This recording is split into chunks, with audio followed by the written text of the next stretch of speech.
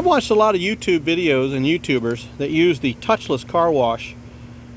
Basically, it's like a foam wash. You spray it on, it supposedly does all the work. So I went on Amazon and found what seemed to have the highest scores and ratings, and I bought this 32-ounce bottle of it called Optimum. That's a name that sounds like it's going to do the best, right? And I bought this, and then I also bought the applicator, and I went on to find the best applicator that they had available, and it seemed to be this Foam King.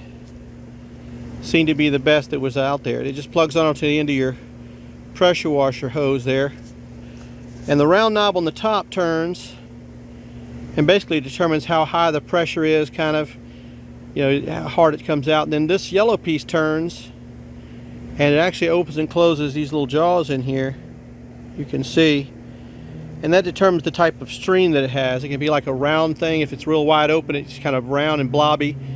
You put it real close like that, and it tends to come out kind of in a fan style. So let's go ahead and give this thing a shot. We're gonna put some on the old Range Rover and find out what she does.